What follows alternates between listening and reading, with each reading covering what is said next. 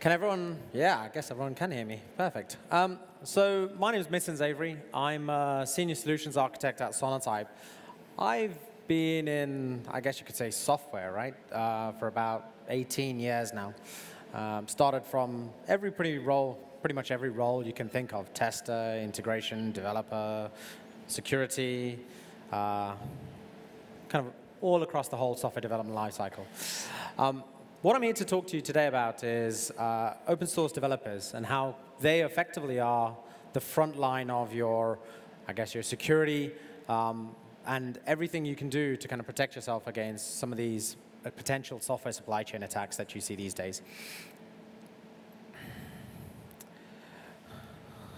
So Sonotype develop a report every year. It's called the State of the Software Supply Chain. I would highly encourage you to go and have a look at this, download this if you can. It's obviously free, but it gives you some really interesting information around open source security, what the open source eco landscape looks like at the moment, what's happening, what do we see in that space, and some really interesting facts inside of there around the ecosystems, the vulnerabilities that exist inside of there, some of the challenges that they're facing as well. So definitely go have a look at that if you can. So let's get started. So a lot of organizations use open source, right? Either this is known fact or this is an unknown fact. But effectively, they're using open source libraries from various ecosystems. Most of the banking frameworks are Java frameworks, and obviously there's a lot of Java downloads. And you can see actually last year itself, in 2018, there were close to 150 billion downloads a year. Now, there are several other ecosystems out there. If you take another example and you look at JavaScript, JavaScript has almost that number of downloads in a week. Okay? So effectively, from 2013 to 2019, you can see the increase of NPM JavaScript downloads. Okay? So this ecosystem around open source is getting very, very big. Only recently, there was a publication or blog online about GitHub and how Python has now become the biggest language in the GitHub world, in the GitHub ecosystem. What you may or may not know, or you may know, right, being sort of developers or security professionals, 80 to 90% of your application is actually brought in by your open source components. So if you are using any of the ecosystems like Ruby, NPM, Docker, for example, right? JavaScript, NuGet, or any of these different ecosystems, a lot of that is open source components that are shared to the developers. They're there for you to use. They're free. It's amazing, right? And this is brought into your environment. Enterprises use open source, small organizations, small, medium organizations use them as well. So what's the problem with this? So let's look at the kind of the economics of cybercrime, okay? At one point in the world, cybercrime was a very small little thing, okay? Organized crime, the drugs industry, if you look at this, that's $435 billion, okay, that these organized crime syndicates made in a year. Organized cybercrime, on the other hand, was $450 billion. So both organized crime, one around software, one around drugs. So here's a couple of questions for you. Organized crime is one of the most profitable industries in the world at the moment. Who do you think has the least risk of being captured? Which of those criminals has the least risk? Well, cybercrime. Which one's grown the fastest? Cybercrime. Which one's the hardest to prosecute against? Cybercrime. So you kind of get the gist, right? You know where I'm going with this, right? So you have a huge industry of software with open source. And actually, the easiest ways to target and use and expose this kind of cybercrime is actually through open source.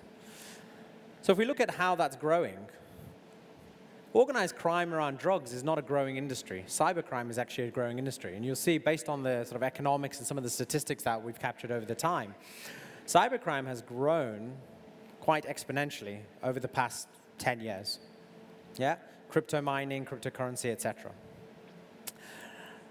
That is effectively $800 per individual on this planet. That's a lot of money. And at this moment in time, you've probably heard across all of the media outlets and organized state-sponsored crime, right? This is actually a reality of the world that we live in at the moment. North Korea publicly invests into state-funded attacks, right? That is quite obvious. We've seen that a lot in the news. The top right one, you won't really know. That is actually an interesting map of all of the libraries that are being used by Russia. So what it's there to prove is really the correlation between all of the different libraries that are used within kind of the Russian state and how they're linked together. And actually, you can see there's a big web of that as well. So that's just to prove also Russia invests in it. And the interesting one that I find as well is ISIS has a hacking division as well. This is not a state. This is a criminal organization, if you want to call it that, right? Or an organization that effectively has built a cyber division to cause, attacks and cyber attacks. So cryptocurrency has really allowed cybercrime to be monetized. Okay? So who in this room effectively doesn't believe their application has any worth or any value at all to a criminal? There's probably a few of you, probably several people that say, well, there's nothing really there that I can use, right? Your server has CPU cycles. Your visitors have CPU cycles. Your build infrastructure has CPU cycles. So all of these things can be used to monetize cryptocurrency. And that is what crypto allows you to do, okay? So cyber criminals are getting extremely intelligent these days, and they're using all of the tools that are available to them to actually monetize this industry. And you think, well, I must be joking about the cryptocurrency thing. Actually, Jenkins publicly blogged that this is one of the best mining cryptocurrency hacks that ever happened. Okay? So anyone that leaves their Jenkins build slaves open, just obviously make sure you're not being mined. In 2013, there was the Struts2 vulnerability. Who's heard of the Struts2 vulnerability in this room? Show of hands. Okay, so several of you obviously know this, right? It was network exploitable. It was pretty public, yeah. There was no authentication required for creating that hack. It allowed unauthorized disclosure. So it was a pretty severe vulnerability. The good thing is the project, so the open source community, pushed out a fix immediately. So it got fixed almost instantaneously. However, it was so bad that the FBI were forced to release a flash release. They had to notify anyone that is going to be impacted and tell them that this is actually a serious issue, even though that open source library was fixed. Okay? So even though the open source library was fixed, some organizations obviously didn't take it seriously, and it was still a threat to them. So the FBI obviously released that. Let's look at some other examples of the open source libraries that are problems. So everyone's heard of Heartbleed, right? In 2014, this was effectively the first public, I would say, right, use of open source to create cybercrime or to, trigger cybercrime. Heartbleed obviously was OpenSSL, okay? This allowed the attackers to obviously exploit, leak of memory. You have shell shock, which was effectively a bash, right? So you could exploit that in whatever way you wanted. But the interesting thing about Struts2 is it was so severe that there is actually an example of this vulnerability causing death. So this is how severe open source libraries or old libraries that are not updated, your dependencies from the open source community, this is how severe it could potentially get. Okay? I'm not saying that is obviously what's going to happen to you, but here is an example of a hospital in America. So this was the Hollywood Presbyterian Church. Their systems were obviously attacked and was hijacked by something called SamSam. Okay? So they have no access to any of their hospital environments until they paid the attacker a set number of cryptocurrency dollars. Okay, I think the number was something in the region of $17,000. So it's not a lot of money, right? But actually that impact over that period of time caused several deaths within the hospital. Okay, because they had no access to the system. They didn't know, obviously, where patients needed to go. They had no idea where the doctors were, the resources. So this is just showing you the scale of the impact in terms of what could potentially happen with those open source libraries. But the funny thing about this is there were actually 25 group artifact versions. Okay? They were downloaded nearly 24 million times, 23 and a half if you want to be more specific. 7 of these group artifact versions had vulnerabilities, and they were downloaded nearly 13 million times, or 13,330,000. So even though there was a known vulnerability, organizations, people, developers still downloaded that particular library or group of libraries and were still using them, even though that there was a known vulnerability. Why is that? They didn't have visibility of some of the dependencies inside of them. Okay? And that is a huge problem for developers and organizations because you simply don't have the visibility to see what these dependencies are.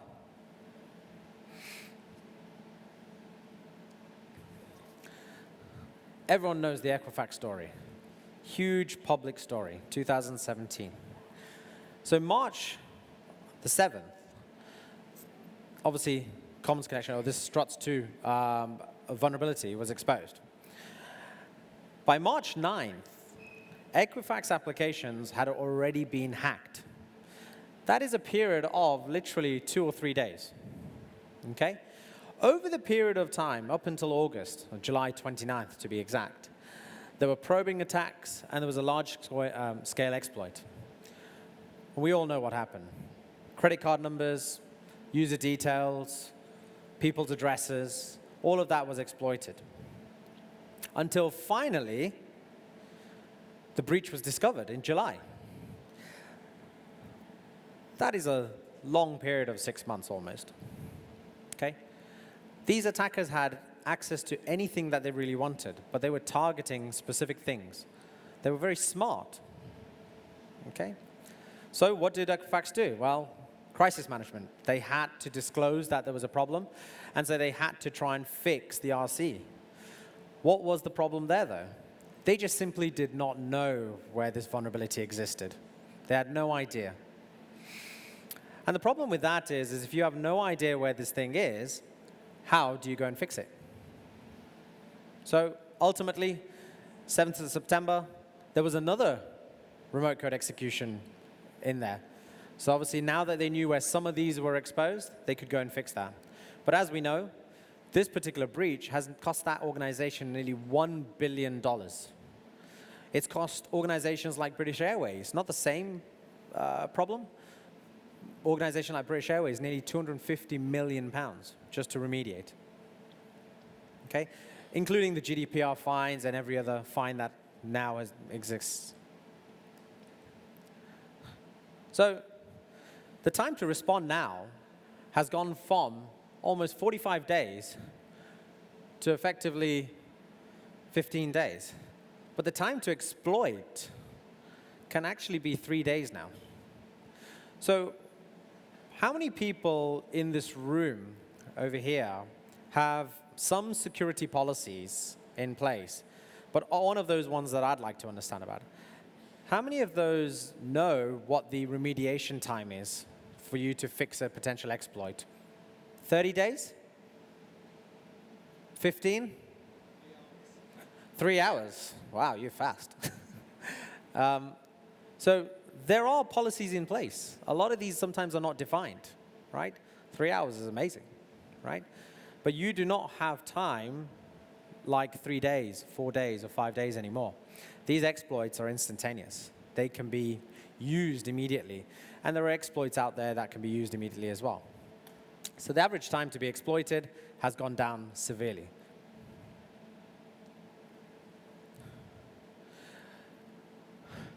Who in this room has heard of WebGoat? Okay, so fair number of people, right? This is the dependency structure for WebGoat.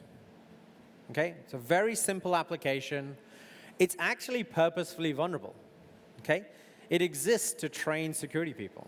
Okay, that doesn't look too bad from a dependency tree graph, right? It's not so bad. The problem is, when you look at the Maven ecosystem, that is a dependency or the complex interdependency of the entire Maven ecosystem from 2015.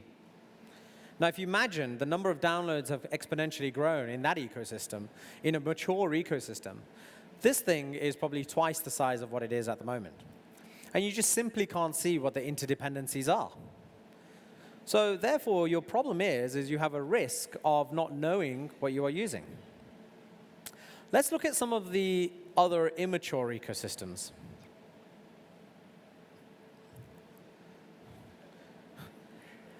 Everyone in the room will know that this is a problem. Use JavaScript, it's going to be a problem. I love this guy because he's pretty good. What you see on the top is never really what you are pulling down from this ecosystem. And if anyone wants an example or an analogy of what that JavaScript ecosystem looks like, here's a brilliant one. If it plays, that is.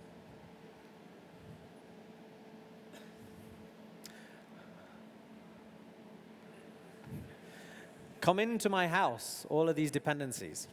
Okay? So your front door effectively now is your developers. Okay? And these developers are the ones that control what you can do.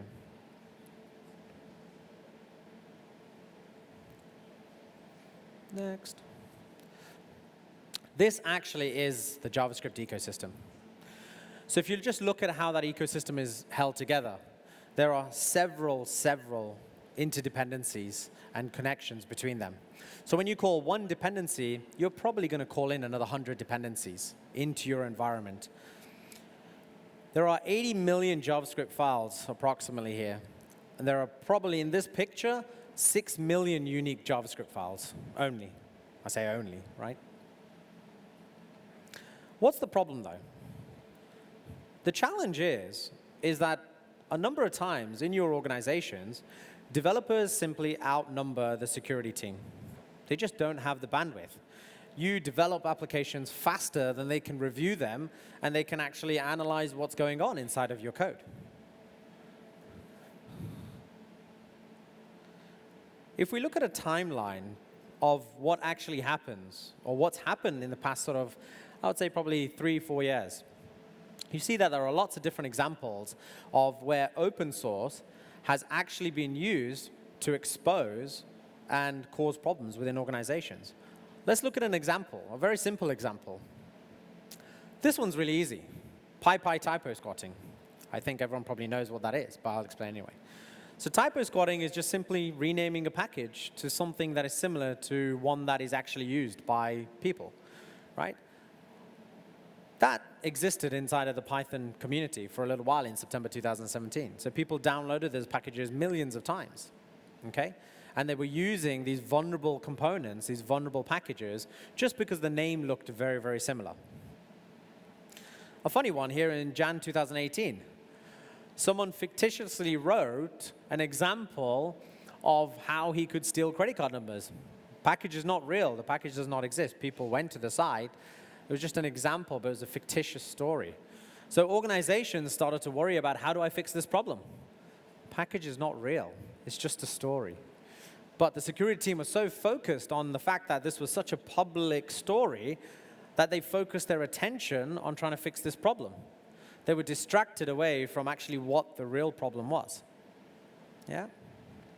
You look at some of the more popular ones. You see the homebrew one. JavaScript compromised NPM credentials very recently.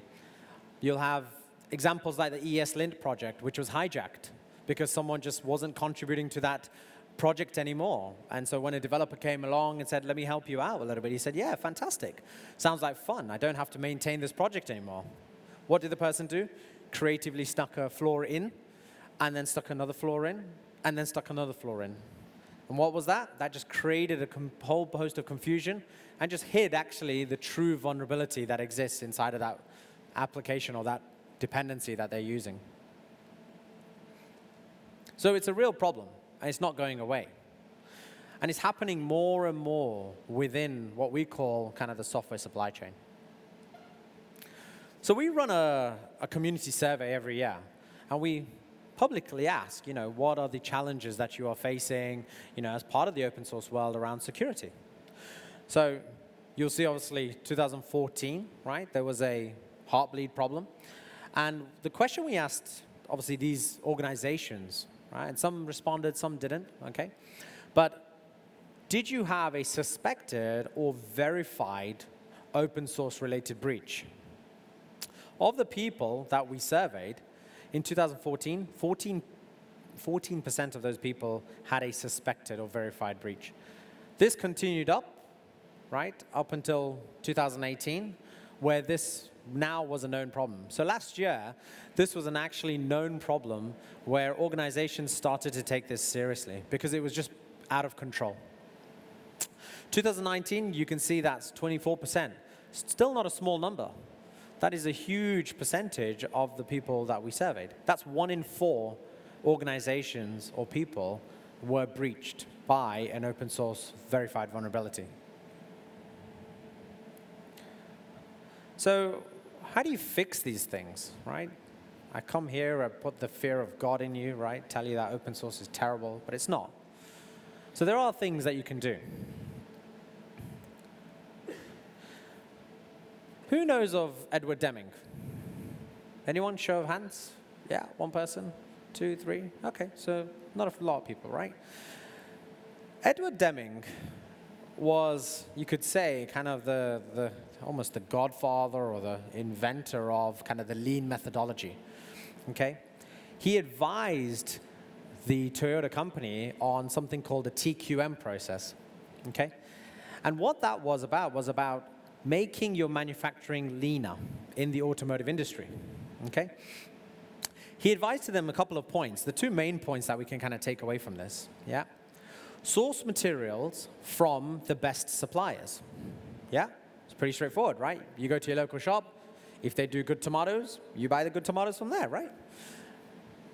Source only the best parts from those suppliers. Okay, so he created about 7 different kind of theories, right? Which ultimately revolutionized the way Toyota made cars.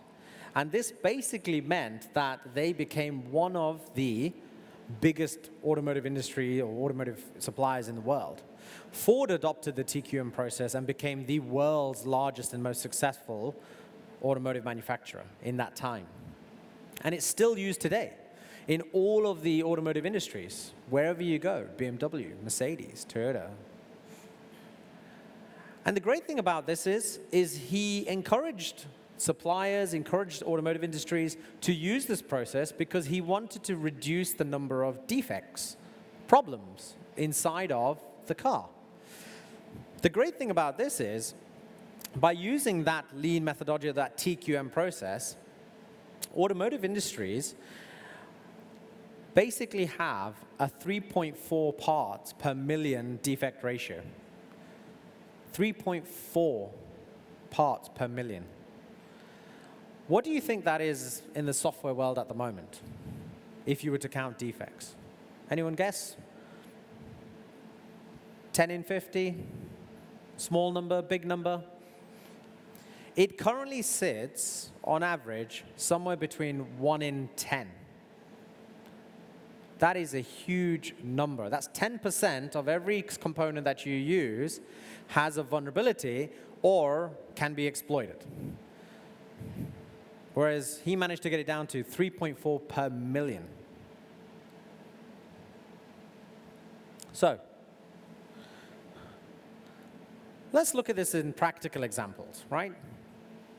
So a traditional supply chain, everyone has a supply chain. Everyone has a traditional type of approach to supply chain.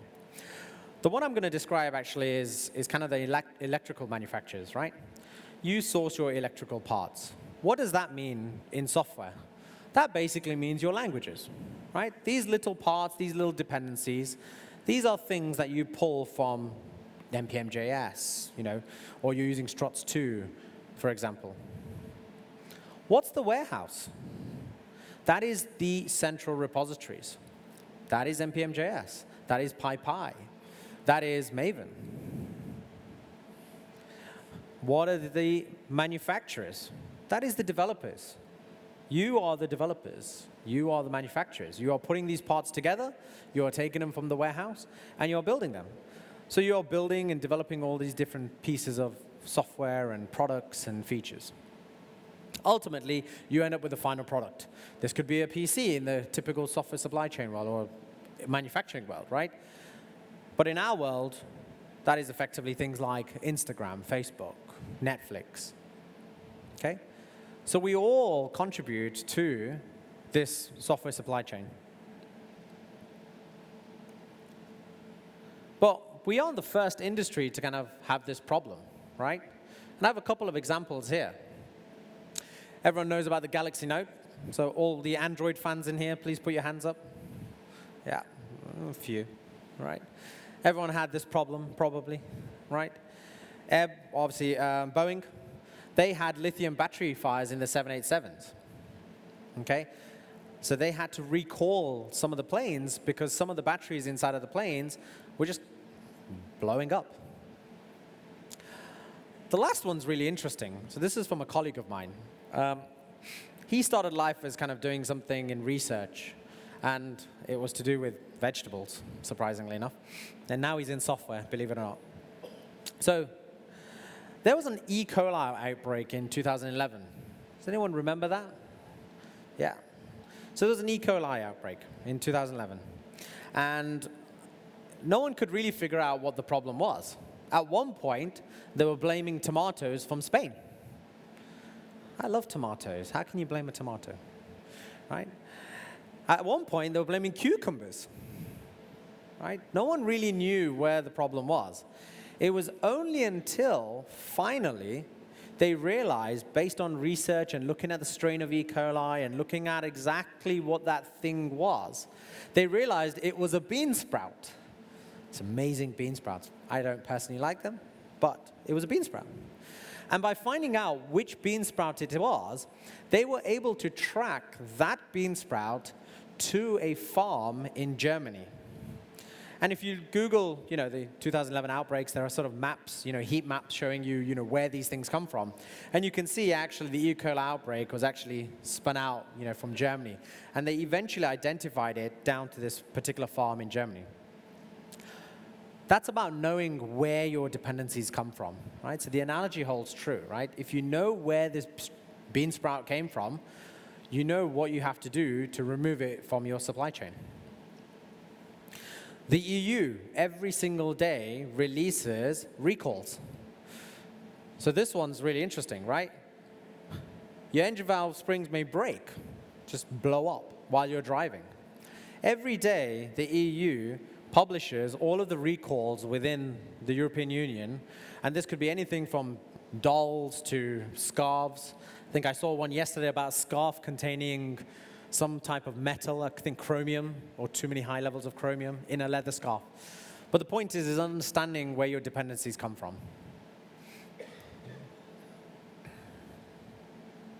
Give you a second to read that. Not every wheel is the same. Just because you Google a wheel, it doesn't mean it's the same wheel. It doesn't mean it's manufactured in exactly the same way. You may end up with a pink wheel, or you may end up with a blue wheel, right? It's not the same. External dependencies effectively work in the same way. If you pull an external dependency down into your code, it is unlikely to be the same thing that you pulled yesterday. So we talk DevOps, right? Everyone talks DevOps. Everyone's probably been to DOS. And kind of one of the main mantras of DevOps is faster is better, right? The faster you move, the faster you get stuff out, faster you get features out. So this infinity loop sort of focuses on, making sure everything's tied together, faster releases. The problem with this, though, is we need to look at what the quality of those components are. And by doing faster releases, yes, it's great. But at the same time, we can't forget about the quality aspect of it as well. And so even though the DevOps mantra of faster is better, it makes sense to actually climb that mountain in small steps. Okay? You can't get to DevOps is faster unless you're doing this in small incremental changes within your environment. So check that your dependencies, or ensure that you have visibility of the dependencies that you're using. Ensure that you're fixing old libraries, right? You might be using a library that is 10 years old, when actually there's one that was just released 2 months ago. Why is that a bad thing? Well, open source components over time just deteriorate, right? Languages improve, developers get smarter, and potential vulnerabilities expose themselves. So by doing incremental things every day, you can do this. And if you can incorporate this as part of your build pipeline as well, then this makes your life a little bit easier as well. You can block the builds going out. But automation requires accuracy, okay? You can't automate on security unless you have accurate and precise information. You need that information to make sure that you're making the best decisions. What is the one thing that causes problems in all development pipelines, right? False positives and false negatives. What are they? They effectively are noise, things that guide you in a different direction, right? And cause you to distract your attention from really what the problem is. And actually, the real cost for developers is doing that, is remediation around false positives and false negatives. Examine and match that component. If you're checking that component via just the file name, then you're missing a whole trick. Anyone can rename that file name. There have been known cases in customers that I've worked for that have said, we've known developers to rename the package so it is one that is on a whitelist, for example, and it doesn't appear on the blacklist anymore. It's prone to error. So let's look at kind of the anatomy of a false positive, right? What does it look like? If we take the Apache POI package just as an example, the NVD database uses something called CPE name-based matching, right? It uses the fact that it's a package called poi.x.x.x. If you are searching based only on the name, then effectively what you have are some of the packages not even being isolated. And you end up with a false positive. In some cases, right, you end up with accurate answers. So you get some true negatives. Okay? So you want to identify based on exactly what that package is and not the name. So the true cost of developer workload and remediation tasks and the time it takes new features to come out are false positives and false negatives. And if you are incurring false positives inside of your applications and your third-party dependencies, then you're just wasting time. But if you have false negatives, then you're just simply missing something altogether, which basically means you potentially have a vulnerability in your application. That is probably a risk that your organization, your security team, your developers didn't have sight of and didn't actually want to ingest. So, name-based matching creates rework, right? And false positives are really the silent killer for developers, just burning time. We did a bit of research around OWASP Dependency Checker. So I'm sure everyone has probably used OWASP Dependency Checker from the NVD, top 10 OWASP, yeah.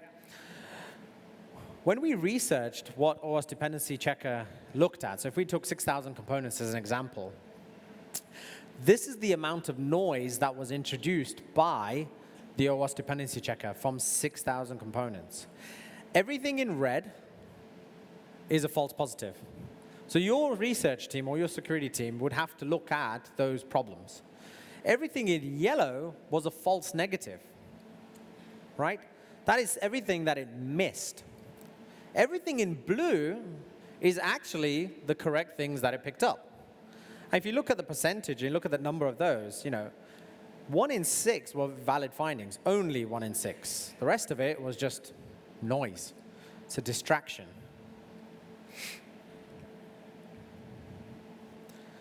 So providing accurate data is not easy. It's very hard. And so how do you do that? You have to enable your developers. Give your developers the tool, right? Teach a man to fish, all that sort of stuff, right? But give your developers the tools. Give them remediation information. Tell them exactly which package is vulnerable. Allow them to see what the information is. Maybe it's licensing, maybe it's security. But allow them the ability to see whether there is a package that doesn't have any vulnerabilities. Build it into your pipeline. Allow a pull request. Block a build if it doesn't happen. This is where the developer lives. The developers allow you the ability to control these things and build security and secure development in your pipeline. If you're using Jenkins open source, again, put it inside of your pipeline. Allow them to see what the vulnerabilities are and the problems are. Allow them the ability to fix it. But if you really want to shift all the way left, give them the tools to look at it from the central repositories themselves. Allow them to actually look at a potential package that they are looking to use and see if there are any vulnerabilities there and then before they even request that package to come into your environment. That remediation information is vital for developers because now we're taking that shift left mentality. We're building quality into that DevOps infinity loop. It allows them to make better decisions and just think about security more. Controlling risk across every phase of your development lifecycle is key. Because if there's only a single point of control, that's really no control at all. If you're just using OS dependency checker, that's probably not enough either. If you're doing perimeter detection, again, probably not enough. So if we just look at a typical, very slimmed down version of an SDLC, you've got your public repositories. Block the bad things coming in. Control what your developers are using. It might be something that they have to use, but that's fine. You can vet it. You can look at that and research it. Give them early feedback. If your developers are able to look and see what the problem is and look and see what potential gotchas there are, they're going to be able to help you build security into your pipeline. One thing that all developers hate the most is a broken build. If you break their build, they're going to get very annoyed with you. They're going to ask you, why did my build break? Right? And if they know why the build broke, then they can fix the problem. And then finally, everyone that's using Kubernetes, Docker, validate what's going out. Just because you're using a base image, it doesn't mean that base image is good. And just because you're putting an application inside of that base image, and you're confident that the base image is good, and you have perimeter detection, it still doesn't mean that the application is safe. Right? How do you know that something you used 2 days ago is still good today? You don't. We love that analogy that we use internally within our organization. Open source components is like milk, right? Over time, it gets bad, right? Red wine in some cases, gets better over time, right? That's what open source components are. They get bad over time. The older a component, the more likely it is to be a potential security risk. Thank you. Any questions? No? Fantastic. There you go.